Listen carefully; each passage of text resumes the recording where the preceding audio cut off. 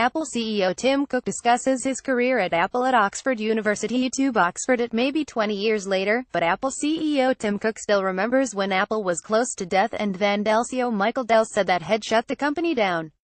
He recalled the quote while explaining how he decided to join Apple and his career path as part of a talk at Oxford. On Wednesday, one day, out of the blue, Steve Jobs has come back to Apple, and essentially fired everybody that was working for him at that time, Cook said. He began to recruit. I had never met Steve before. It was a difficult choice for Cook, who was a rising star at PC maker Compaq at the time. Actually, the people that I respected the most that knew me, some that knew the situation at Apple at least on a cursory basis, 100% said you should not do this. You would be leaving the one PC company in the world that has a great future, and you would be going to a company that's going out of business, Cook said. In fact, Michael Dell had just said that if he were the CEO of Apple, he would close it down and give any remaining money to the shareholders.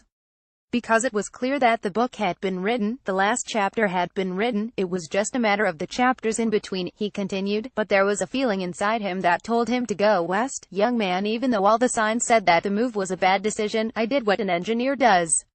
I made a list of pluses and minuses, I ran a spreadsheet. They both told me I should stay put, but my intuition was saying something different. And I listened to my intuition, Cook said. That was one of the most important decisions of my life. Maybe the most important. It's not the first time an Apple CEO has directly referred to Dell's infamous quip. Back in 1997, Jobs responded to Dell during a presentation by throwing up his headshot on a slide, calling him rude, and declaring, "We're coming after you, buddy, why are you saying this stupid thing?" A slide from a 1997 Apple presentation. Applebit Cook's journey to Apple wasn't the only subject he discussed on Wednesday in an interview in which he seemed more relaxed and made more comments about his closely held personal life than most of his other public appearances. For example, he discussed his passion for human rights, his very lower middle-class upbringing, and how he feels like he can inspire gay kids.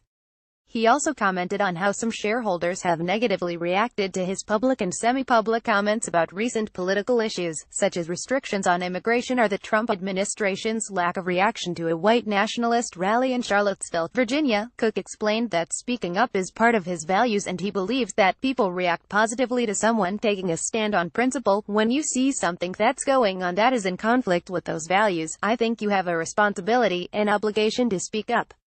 Because silence is the ultimate form of consent, Cook said. Cook said the fact that he has to address hot-button political issues is a part of his job. I think the CEO role has changed. Historically, CEOs focused on revenues, profits, shareholders.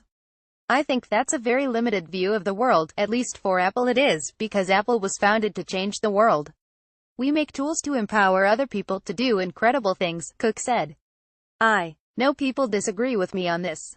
I get notes from shareholders that say, "Why are you saying this stupid thing? You're going to upset somebody that might not buy your product because you feel that way," he continued. But I think the vast majority of people, even when they disagree with what you say, if you're standing on principle and being authentic, I think people are really smart.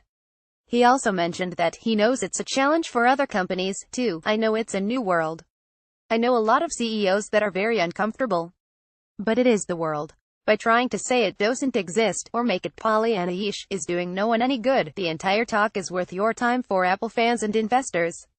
You can watch below. Visit Markets Insider for constantly updated market quotes for individual stocks, ETFs, indices, commodities and currencies traded around the world. Go now. See also, hate is a cancer. Read the email Apple CEO Tim Cook sent employees after Charlottesville violence.